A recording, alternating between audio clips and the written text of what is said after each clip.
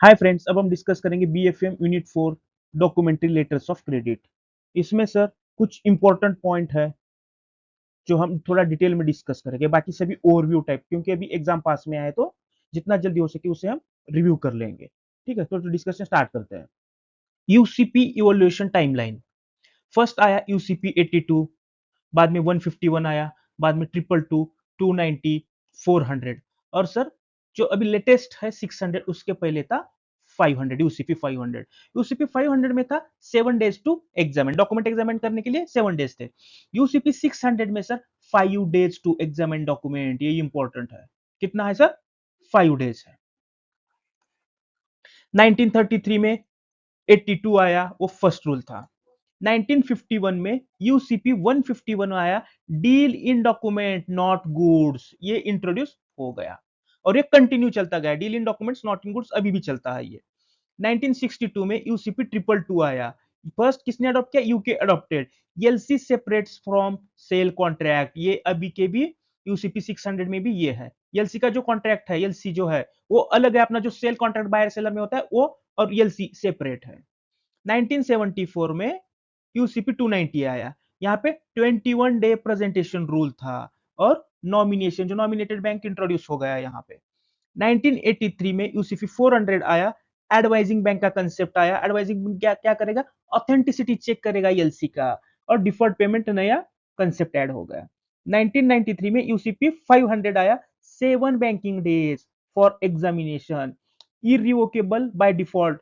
By default क्या रहा sir? Irrevocable है वो उस टाइम पे भी। यूसीपी 2007 में 5 बैंकिंग डेज, क्या है सर? एग्जामिन करने के लिए 5 बैंकिंग डेज, जो हमने यहाँ पे डिस्कस किया था सेम यहाँ पे है। कुछ डेफिनेशंस ऐड हो गए, रिवोकेबल कंप्लीटली रिमूव होगा यूसीपी 600 में से। ठीक है। Definition of letter of credit. What is letter of credit? A letter of credit or documentary credit is a bank's written irrevocable undertaking to pay the seller exporter on behalf of the buyer importer if the seller represents the required shipping documents within the stipulated time and as per LC terms. Letter of credit को sir documentary credit कहा जाता है। ये क्या है sir? Bank का return irrevocable मतलब आगे हम टाइप में देखेंगे सर। बैंक ने रिटर्न कंसेंट दिया है, अंडरटेकिंग दिया है, किसको सर? सेलर को, on behalf of buyer if the seller presents the required shipping documents as per LC terms। LC में लिखा रहता है कि आप मुझे ये डॉक्यूमेंट सबमिट कीजिए with in the stipulated time, उसमें टाइम भी मेंशन किया रहता है कि आप इतने डेट तक मुझे डॉक्यूमेंट सबमिट कीजिए, मैं आपको पेमेंट कर दूंगा on behalf of buyer. Meaning LC, banks promise to pay the seller when documents prove goods services are supplied as agreed. ठीक है। की UCP 600 changes features. Examination time UCP 500 में था सर 7 बैंकिंग डेज, 600 में क्या आया? 5 बैंकिंग डेज, इसलिए faster processing होने चालू हो गया। रिवोकेबल एलसी 500 में सर अलाउड था, यूसीपी 600 में रिमूव, एंटायरली रिमूव हो गया revocable LC. More secure for sellers. Default LC type, ये क्या है सर? साइलेंट। क्या है? आपको यहाँ पे बताना पड़ता है, यहाँ पे साइलेंट रहा तो भी इरिवोकेबली माना जाएगा। ठीक है। Automatic protection. डॉक्यूमेंट स्टैंडर्ड, यहाँ पे मिरर इमेज होना चाहिए, जैसे एलसी में है वैसे सभी डॉक्यूमेंट में होना चाहिए। यहाँ पे कॉन्फ्लिक्ट नहीं होना चाहिए as per LC and document, इसलिए डिस्क्रिपेंसी कम हो गया। अमेंडमेंट एक्सेप्टेंस, रिटर्न नोटिस, यहाँ पे आपको रिटर्न नोटिस देना होता था, अमेंडमेंट एक्सेप्ट किया या रिजेक्ट किया है। यहाँ पे sir silent acceptance by compliance. Suppose sir कुछ अमेंडमेंट हो गया और बेनिफिशियरी ने sir document as per amendment submit कर दिया, तो ये सर कंप्लाई है करके माना जाता है। ये प्रैक्टिकल अप्रोच हो गया। ठीक है। Parties involve in an LC transaction, कौन सी पार्टी इन्वॉल्व रहती है सर? Buyer, importer, applicant. जैसे हमने देखा अप्लीकेंट ने क्या बोला था कि रिक्वेस्ट बैंक को कि टू ओपीएलसी ओपन करने के लिए। सेलर, एक्सपोर्टर, बेनिफिशियरी क्या है sir? Receive payment when documents are compliant. Issuing bank sir? Opening bank, LC opening bank. Buyers bank that issues LC. Issuing bank क्या कर रहा है सर? एलसी इश्यू कर रहा है। Advising bank authenticates LC and forwards the LC to seller, acts as an agent of the issuing bank, just postman की तरह सर। इश्यूइंग बैंक का एलसी लेना और सेलर को दे देना ऑथेंटिकेट करके। Confirming bank add its own payment guarantee on top of issuing banks। क्या है सर? इश्यूइंग बैंक तो पेमेंट करेगा ही करेगा, तो सर ये एडिशनल कंफर्ट हो गया सेलर को कि सपोज क्या है, कोई कंट्री में सर, अब सपोज हमने जो एग्जांपल देखा था यूएसए और इंडिया, यहाँ पे कोई लोकल बैंक है, उसने एलसी इश्यू किया, उसको पता ही नहीं यहाँ पे, तो सर मुझे गारंटी चाहिए, कंफर्म चाहिए, कंफर्मेशन चाहिए, मुझे लोकल बैंक का, यूएसए के बैंक का मुझे कंफर्मेशन चाहिए, तो ये रिक्वेस्ट करेगा कि आप कंफर्म कर दो, मैं आपको चार्जेस दे दूंगा। ठीक है, ये कंफर्मेशन करेगा, और ये जो सेलर है यहाँ से भी पेमेंट क्लेम कर सकता है या इश्यूइंग बैंक से भी कर सकता है। Negotiating bank, nominated bank. Negotiating bank और नॉमिनेटेड बैंक का काम क्या है sir? Checks document and pays seller before reimbursement. इसको पैसा मिलने से पहले डॉक्यूमेंट कंप्लाई के नहीं चेक करेगा, कंप्लाई है तो पेमेंट कर देगा ये before receiving payment issuing bank से। Reimbursing bank sir repays the negotiating bank confirming bank on behalf of the issuing bank.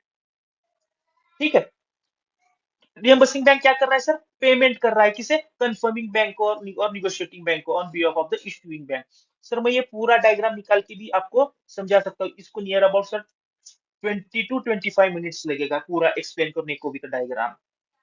Note, one bank में परफॉर्म मल्टीपल रोल्स। एक ही bank advising bank as work करेगा, confirming bank negotiating bank as work करेगा।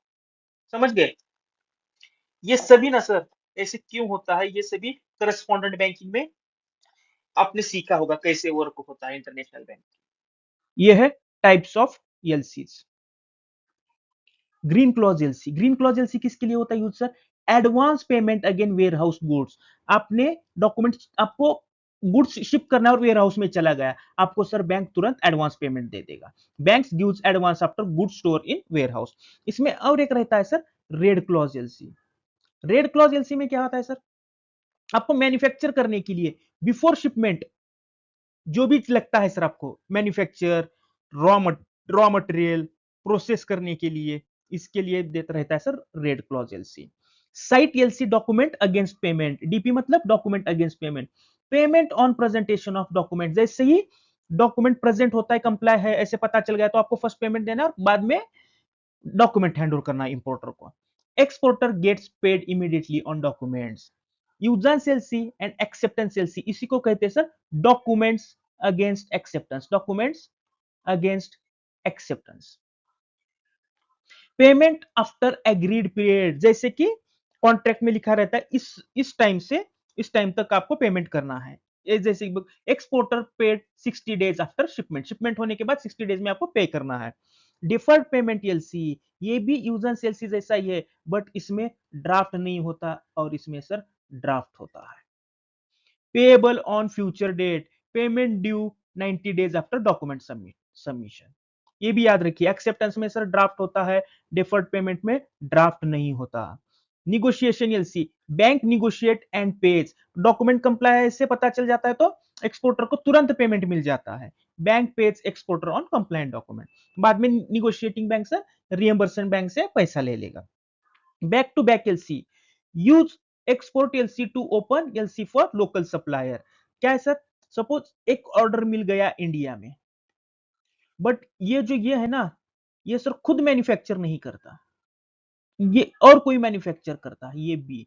तो ये जो LC मिली है ये को, इसका सर ये आगे एलसी देता है, मतलब इस एलसी की, ओरिजिनल एलसी के अगेंस्ट नया एलसी इसको मिल जाता है सप्लायर को। Exporter buys raw material for local suppliers, local supplier से रॉ मटेरियल के लिए भी यूज होता है ये। Standby LC, bank pays if customer default, यहां पे क्या है सर? एसबीएलसी में कस्टमर डिफॉल्ट होने के बाद आपको पेमेंट करना है, यानी ये नॉन परफॉर्मेंस के लिए पेमेंट होता है। Bank guarantee payment if buyer fails. Revolving LC, payment for partial deliveries, LC covers 3 shipment और 3 मंथ्स। ठीक है। एलसी ऑपरेशन फ्लो, ठीक है। ये बायर है, ये सेलर है, ये बायर बैंक, ये seller bank.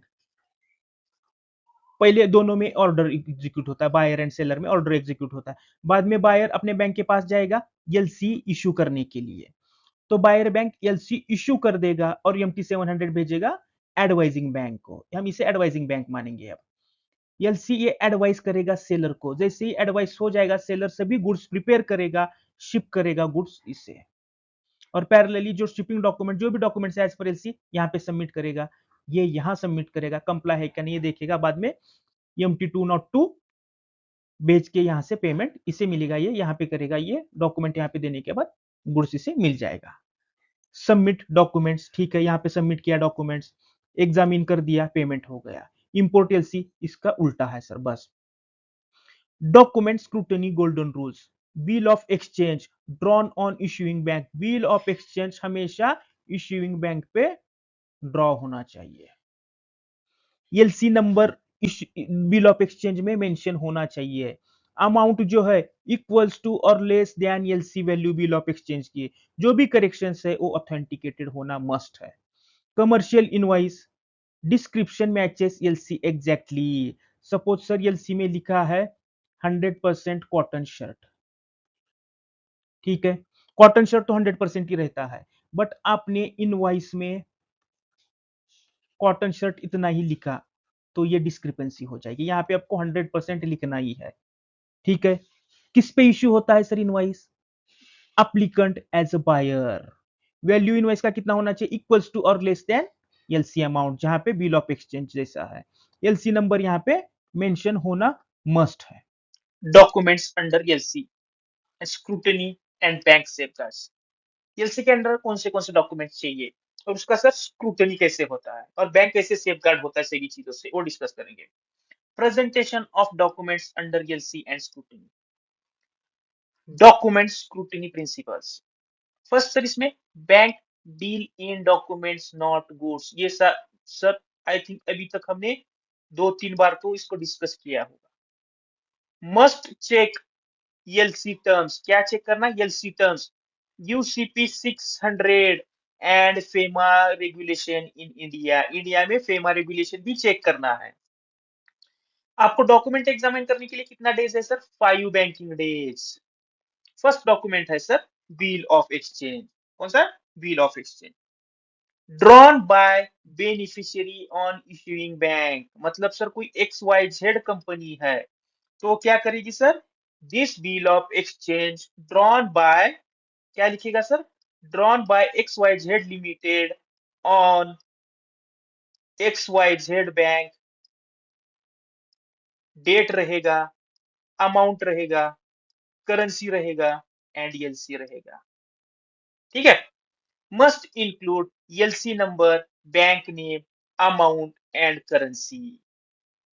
Corrections must be authenticated, correction एक तो नहीं होना चाहिए और हो गया तो ऑथेंटिकेटेड चाहिए। पेमेंट सर साइट, मतलब इमीडिएट। Users on due date, mention करता है सर, साइट मतलब आपको इमीडिएट पेमेंट देना है, इमीडिएट मतलब डॉक्यूमेंट हैंड ओवर करती है पैसा देना है। Invoice prepared by beneficiary should match LC and contract, LC and contract match होना चाहिए सर। इंक्लूड, जो कॉन्ट्रैक्ट में रहता है ना सर, वो ऑर्डर नंबर, कॉन्ट्रैक्ट नंबर, उसमें एलसी नंबर भी चाहिए, बैंक नेम, गुड्स का डिस्क्रिप्शन एज पर एलसी होना चाहिए। Value sir is equals to और less than LC amount. Mention terms FOB CIF, ये क्या है सर? इनको टर्म्स है। Weights, packing, shipping marks. Bill of lading, bill of lading को सर टाइटल ऑफ डॉक्यूमेंट भी कहते हैं। टाइटल ऑफ डॉक्यूमेंट्स मतलब जिसके पास बिल ऑफ लेडिंग रहेगा उससे गुड्स मिलेगा सर। ये क्या है सर? निगोशिएबल है। क्या है सर? निगोशिएबल डॉक्यूमेंट है। Evidence of shipment, bill of lending का किसका प्रूफ है सर? शिपमेंट हुआ ये प्रूफ है। इश्यूड बाय शिप ओनर और agent. Must be negotiable, signed, LC and invoice consistent. Shipped on board notation भी उसके ऊपर होना चाहिए। इंक्लूड फ्राइट, फ्राइट प्रीपेड है या पोस्टपेड है वो भी मेंशन होता है। शिपमेंट डेट मेंशन रहता है। Partial shipments if allowed, gross and net weight भी इसके ऊपर मेंशन रहता है sir. Clause bill of lading only if LC allows. Clause bill of lading मतलब सर, सपोज जब ऑन बोर्ड होता है, ये जो है ना आपका सर, ये शिप, इस पे जब सामान आता है, तब कैरियर को लगता है कि भाई ये गुड्स ठीक नहीं है या डैमेज है, तो उसे बोलते हैं sir clause bill of lending. वो मेंशन करता है बिल ऑफ लेडिंग पे कि डैमेज है करके। ये अलाउ नहीं रहता है, बट एलसी अलाउ करता है तो ठीक है। Next, insurance policy and certificate issued by insurance company. कौन इश्यू करना चाहिए सर? इंश्योरेंस कंपनी ने, ब्रोकर का नहीं चलेगा। इंश्योरेंस का डेट कौन सा होना चाहिए सर? इक्वल्स टू और लेस देन शिपमेंट डेट। जहां से शिपमेंट स्टार्ट होने वाला है उस डेट या उसके पहले का डेट चाहिए sir. Cover effective from shipment. Amount कितना होना चाहिए sir?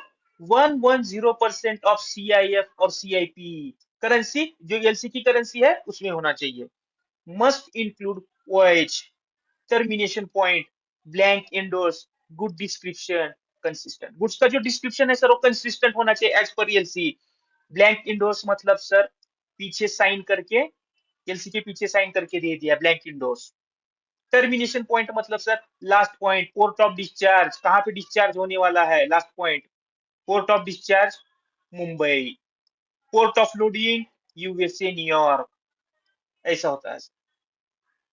Certificate of origin issued by independent authority like Chamber of Commerce confirms country of origin, must match other documents, invoice and bill of lading. ठीक है सर। Next, packing list, weight list and other documents include. Packing list, weight list में sir gross weight, net weight रहता है। इस पे sir packing list पे packing marks रहते हैं, एक बॉक्स, टू बॉक्स, ऐसे मार्क्स भी रहता है सर उसपे।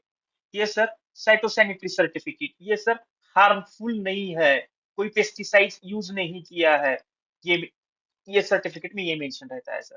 शिपिंग सर्टिफिकेट, बेनिफिशियरी सर्टिफिकेट, जो भी डॉक्यूमेंट है ये कंसिस्टेंट होना चाहिए, एलसी कंप्लायंट होना चाहिए। Crystallization of foreign currency liability. Sir crystallization थोड़ा फैंसी वर्ड है बट सिंपल है सर। फॉरेन फॉरेक्स में क्या रहता है सर? करेंसी रिस्क रहता है सर, करेंसी वोलेटिलिटी रहता है, चेंज होता है, उसकी वजह से सर इसको कुछ टाइम पीरियड के बाद इसे फॉरेन लाइबिलिटी सर आईएनआर में कन्वर्ट किया जाता है, उसी को क्रिस्टलाइजेशन बोलते हैं।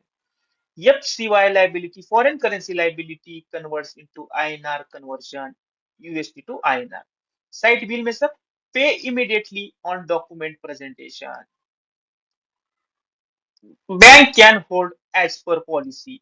जो पेमेंट है सर, पेमेंट नहीं रिसीव हुआ तो आप होल्ड कर सकते हो, आपका इंटरनल पॉलिसी के ऊपर डिपेंड है। If not retired, convert to INR at bill selling rate. Retired नहीं हुआ, रिटार्ड मतलब सर वो बिल क्लोज नहीं किया बायर ने, तो सर आपको बिल सेलिंग रेट निकाल के एफसीवाई टू आईएनआर कन्वर्ट करना है, या फॉरवर्ड बुक है तो फॉरवर्ड कॉन्ट्रैक्ट रेट से। User sir convert to INR on due date. Crystallization can be earlier on importers return request. Crystallization थोड़ा पहले भी कर सकते हैं, ड्यू डेट से पहले, बस आपका इंपोर्टर का रिटर्न रिक्वेस्ट चाहिए। Example like converting foreign cash to rupees at airport. When it happens, importer does not pay within stipulated time period. Importer क्या है सर? स्टिपुलेटेड पीरियड में पे नहीं कर रहा है। Next sir, bank force to convert FCY to INR. Bank जब force कर रहा है फॉरेन करेंसी टू आईएनआर में कन्वर्ट किएगा। Rate used, bill selling rate और forward contract rate. Follow up of bills under LC. Under LC जो भी bills है उसका फॉलो अप रहता है सर। फॉलो प्रोसेस क्या रहता है सर? आपके इंपोर्ट बिल, इंपोर्ट लोन है सर, तो लोन अकाउंट डेबिट करके एफसीवाई आपने पे कर दिया, मतलब यहाँ पे आपका लाइबिलिटी खत्म हो गया। किसका सर? फॉरेन करेंसी का। No loan follow up like overdue advances. Loan नहीं है तो सर आपका जैसे एनपीए या ये रहता है ना, जैसे आपको इसे फॉलो अप करना पड़ता है। Interest normal plus penal interest after crystallization. IDPMS monitoring, IDPMS का मतलब है, आगे हम फोर्थ यूनिट में डिटेल में देखेंगे सर, सॉरी फिफ्थ यूनिट में देखेंगे। आईडीपीएमएस में क्या रहता है ना सर, जो भी डेटा आता है, एक्सपोर्ट या इंपोर्ट होता है, वो सर कस्टम से जाता है, उसका डेटा रहता है आरबीआई में। एक्सपोर्ट के लिए ईडीपीएमएस है, इंपोर्ट के लिए आईडीपीएमएस है। एक्सपोर्ट के लिए शिपिंग बिल है और इंपोर्ट के लिए बिल ऑफ एंट्री है। Custom data shows goods received, custom के डेटा पे जब आएगा तो रिसीव दिखाएगा सर उस टाइम पे। Bank must ensure IDPMS entries close, bank को इंश्योर करना है सर आईडीपीएमएस एंट्री क्लोज करने का। Follow up for outstanding entries, अब फॉलो अप कैसे करते हैं sir? Evidence of import by importer, bill of entry. Import में क्या रहता है sir? Bill of entry. Proof goods actually imported, ये प्रूफ है सर। आप सपोज कस्टम ड्यूटी पे करके ही आप गुड छुड़ाते हो, कस्टम ड्यूटी पे करके, उसके बाद कस्टम आपको देता है bill of entry. Must submit with in 3 months of payment, जैसे ही पेमेंट हो गया 3 महीने के अंदर आपको बैंक को सबमिट करना रहता है। IDPMS replaced old BEF reporting. Follow process 3 months हो गया, फॉलो स्टार्ट करना रहता है sir. 6 month registered letter required, फिर आपको पोस्टल लेटर भेजना पड़ता है। Close IDPMS entry when received, ठीक है। Bank safeguards, risk management, strictly KYC comply होना चाहिए। Then sir credit report on overseas supplier, जो आपका ओवरसीज सप्लायर है, कोई नया रहता है, उसका सर आपको क्रेडिट रिपोर्ट लेना है। बड़ा बड़ा रेटिंग एजेंसी जो है वो आपको रिपोर्ट दे देता है, क्रेडिट रिपोर्ट। आपका जो एप्लीकेंट है वो भी केवाईसी कंप्लाइंट होना चाहिए। Hedging for large value transaction, कोई बड़ा ट्रांजेक्शन होता है तो उसके अगेंस्ट हेज होना जरूरी है। Follow up for bill of entry, जो भी बिल ऑफ एंट्री है इंपोर्ट किया है कस्टमर ने, वो बिल ऑफ एंट्री आउटस्टैंडिंग नहीं होना चाहिए आईडीपीएमएस में। सिक्योरिटी फॉर इश्यूएंस एलसी, जब बैंक एलसी इश्यू करता है उसके लिए सर सिक्योरिटी लेना मस्ट है। डिपेंड ऑन आपका कस्टमर के साथ कैसे रिलेशन है, उस हिसाब से आपको सिक्योरिटी लेना बनता है। बैंक को मॉनिटर करना है आईडीपीएमएस ईडीपीएमएस एंट्री रेगुलरली। ओवरड्यू होता है तो आपको फॉलो अप भी करना है। Risk in LC transaction, LC transaction में कौन से रिस्क है सर? डॉक्यूमेंट डिस्क्रिपेंसी, जब आप कुछ डॉक्यूमेंट प्रेजेंट करता है कस्टमर तो उसमें सर डिस्क्रिपेंसी निकल सकती है। कभी कभी फ्रॉड डॉक्यूमेंट भी सबमिट करता है। लीगल इंजेक्शंस मतलब सर जो कॉन्ट्रैक्ट है बायर सेलर में, उस पर कुछ डिस्प्यूट होता है। गुड्स के लिए कुछ डिस्प्यूट हो जाता है, गुड्स क्वालिटी ठीक नहीं है करके, ये लीगल चीज आ गई। कंट्री रिस्क, एम्बार्गो, कोई कंट्री जो है फॉरेन का पैसा जो भी है यूएसडी में पेमेंट करना, ये चीजें बैन लगाता है, जैसे कि यूएसए हमेशा बैन लगाता है। Exchange rate fluctuation, good quality dispute, जैसे हमने देखा था कि लीगल इंजेक्शंस में, ठीक है।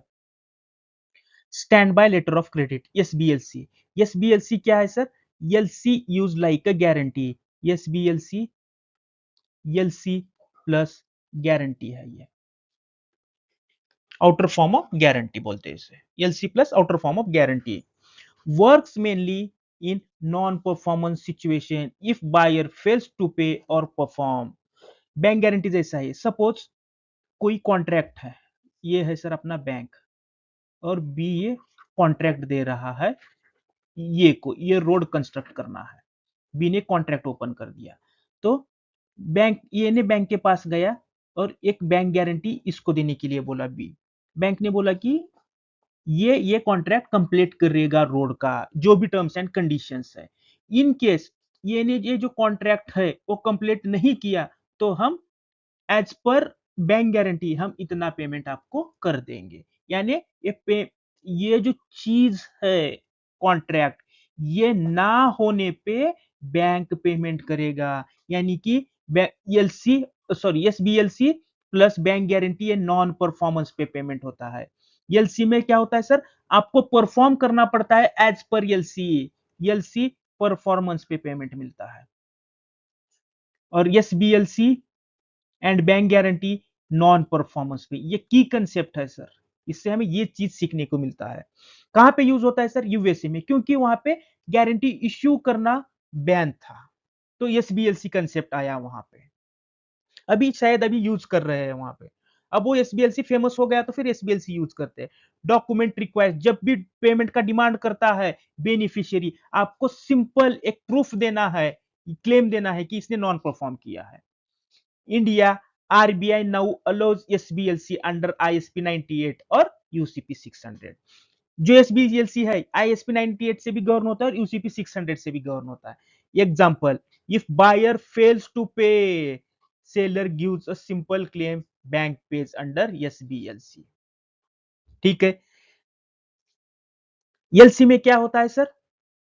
सेलर को एज पर सेलर को एज पर एलसी परफॉर्म करना है, तब जाके पेमेंट मिलेगा। ये नॉन परफॉर्मेंस के लिए है, ये परफॉर्मेंस के लिए, ये याद रखिए। Who can use it? Banks can issue standby LC for exporters in India for their export deals. Indian resident who owed money from abroad with the counter guarantee, counter guarantee के लिए भी use होता है ये। Indian exporters can also receive standby LC from foreign buyers as a security. Example, sir, an Indian software company receives SBLC from US client ensuring payment if the client defaults. ठीक है। SBLC importing goods के लिए use कर सकते हैं क्या?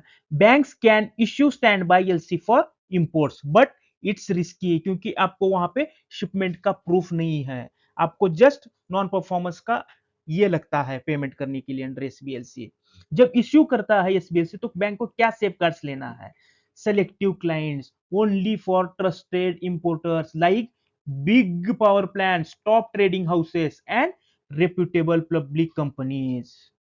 Check supplier, get a credit report on the foreign supplier. Foreign supplier जो है उसको आपको क्रेडिट रिपोर्ट इजीली अवेलेबल होता है, वो आपको लेना है। proof of claim, the foreign seller must provide a copy of invoice claim के लिए, a copy of the shipping documents, a declaration that the Indian importer failed their duties. Follow up, the bank must ensure goods actually arrived in India, bill of entry आपको check करना है। ठीक है। Example, an Indian oil importer uses standby LC to pay supplier. If the oil is not shipped, the importer can claim a refund. ठीक है। की rules for ISP 98। Rule 1.02 क्या बताता है सर?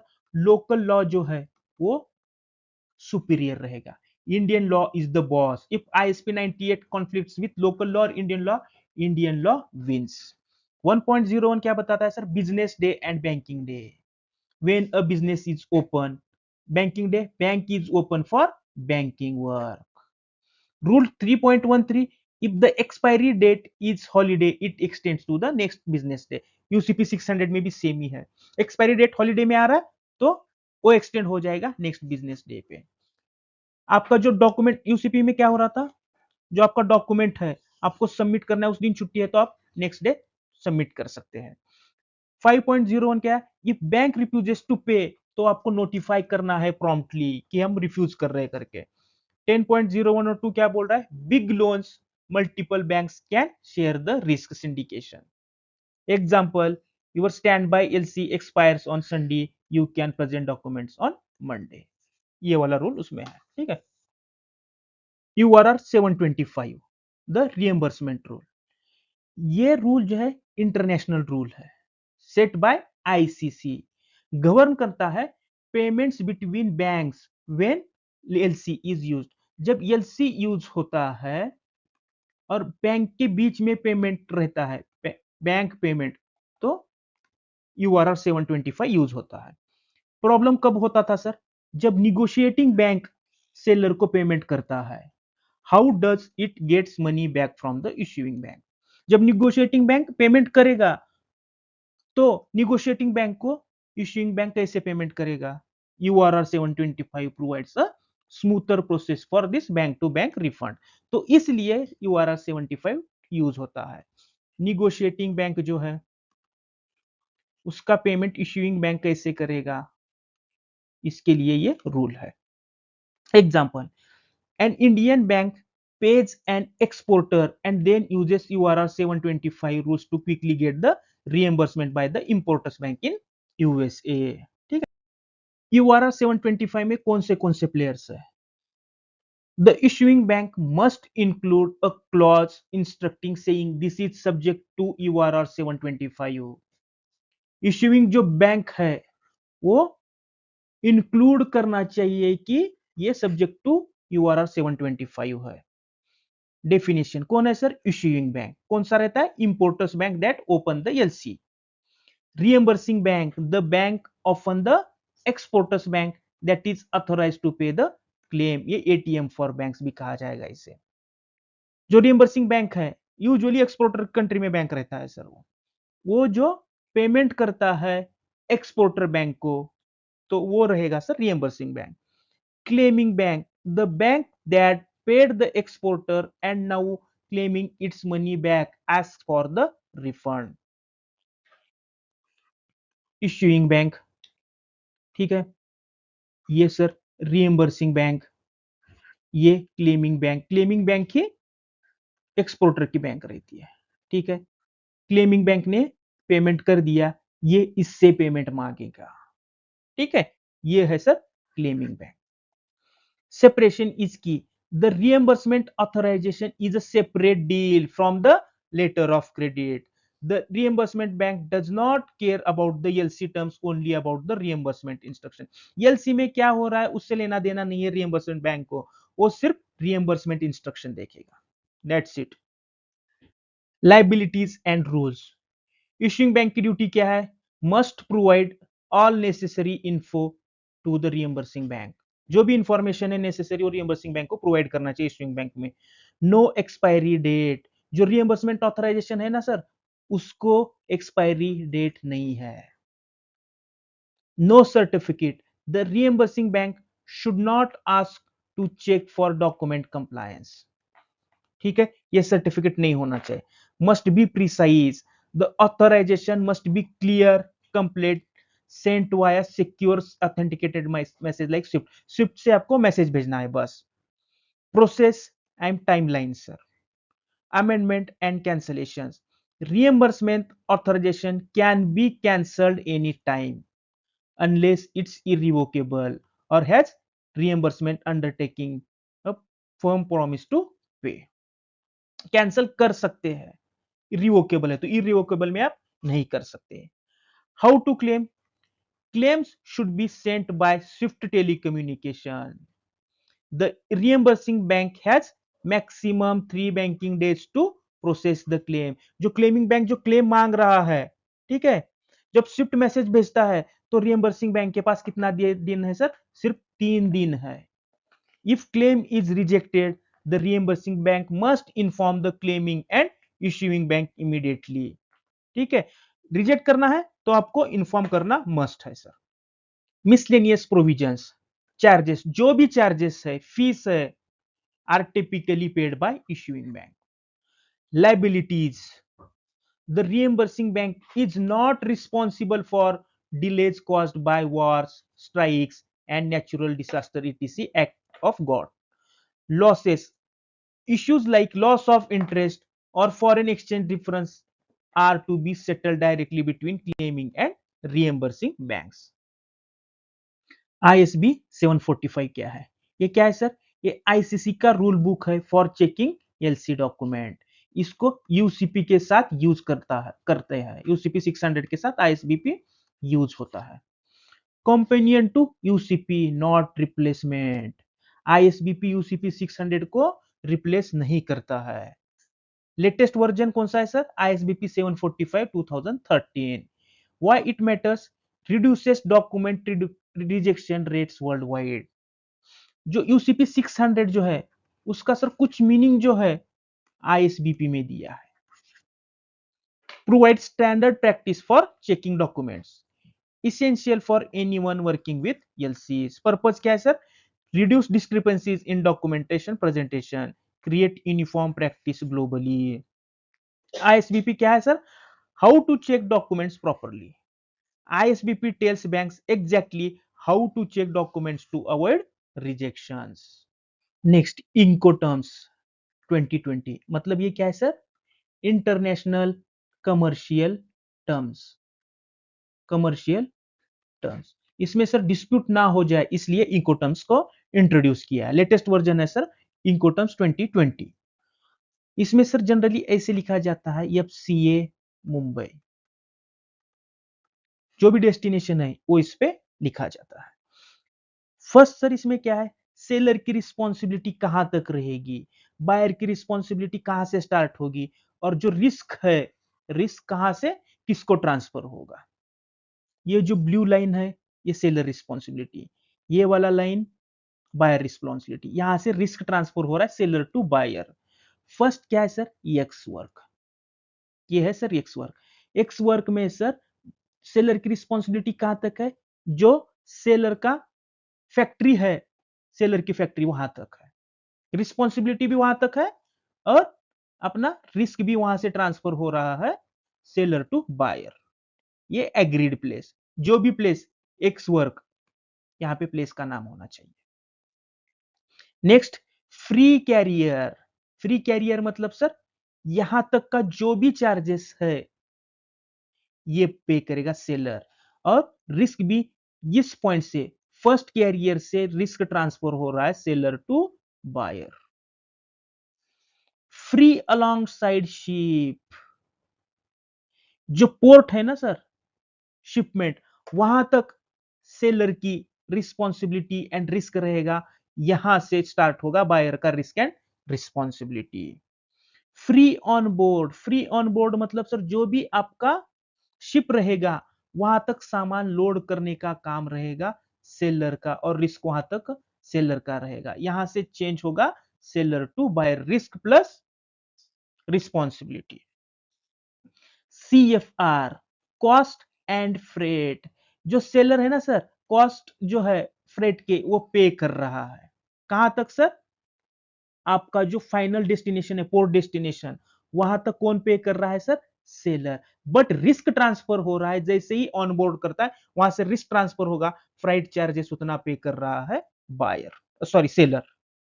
Next sir, cost insurance and freight, CIF, ठीक है, यहां पे भी सर डेस्टिनेशन तक चार्जेस कौन पे कर रहा है, सेलर। फ्राइट के चार्जेस कौन पे कर रहा है, सेलर। इंश्योरेंस भी सेलर ही ले रहा है, इंश्योरेंस का कॉस्ट भी। But risk free on board, जब जब ऑन बोर्ड होता है, सामान रखता है शिप पे, तब से रिस्क किसका रहेगा सर, वहां से स्टार्ट होगा रिस्क बायर का, बट चार्जेस सेलर करेगा जब तक पोर्ट ऑफ डेस्टिनेशन तक। Next sir, cost paid to, risk first carrier तक सेलर का रहेगा, वहां से बायर को शिफ्ट होगा रिस्क, बट जो कॉस्ट जो है कहां तक का, कैरियर तक, कैरियर जो है लास्ट का, वहां तक पे करेगा सर सेलर, जो cost paid to. Next, carrier insurance paid to, insurance का भी सेलर ही करेगा, रिस्क सेम यहां तक रहेगा सर फर्स्ट कैरियर तक, और चार्जेस पे करेगा सर यहां तक। DAP, DAP मतलब डिलीवरी एट प्लेस, कहां पे डिलीवरी कर रहा है, कैरियर तक डिलीवरी कर रहा है सेलर, बायर यहां से सामान ले जाएगा। Delivery duty paid, delivery duty, delivery भी कर रहा है, जो भी ड्यूटी है इंपोर्टर की कंट्री की वो भी पे कर रहा है सर सेलर, यहां पे। डिलीवरी एट प्लेस अनलोडेड, यहां पे लाके रखेगा, ये अनलोड करेगा बायर। यहां पे सर सेलर एक्स वर्क में सेलर को सबसे कम लेस रिस्क रहेगा और लेस रिस्पॉन्सिबिलिटी रहेगी, और सबसे ज्यादा सेलर को रिस्क और रिस्पॉन्सिबिलिटी DPU में रहेगी, बायर को सर DPU में सबसे कम रिस्क एंड रिस्पॉन्सिबिलिटी रहेगी, और एक्स वर्क में ज्यादा रहेगा। Ecoterm 2020. What are Ecoterms? ICC international trade terms define seller and buyer responsibility, जैसे हमने देखा था सेलर की रिस्पॉन्सिबिलिटी कहां तक रहेगी, बायर की कहां तक रहेगी। Reduce misunderstanding and disputes, latest version Ecoterms 2020। चार कैटेगरी है, डिपार्चर, फर्स्ट है sir ex work, buyer does everything, यहाँ पे सेलर का सर रिस्क एंड रिस्पॉन्सिबिलिटी सबसे कम रहता है। सेकंड है main carriage paid, FCA, FAS, FOB sir ये मेन कैरेज पेड है। Next sir, main carriage paid, CI, CFR, CIF, CPT and CIP।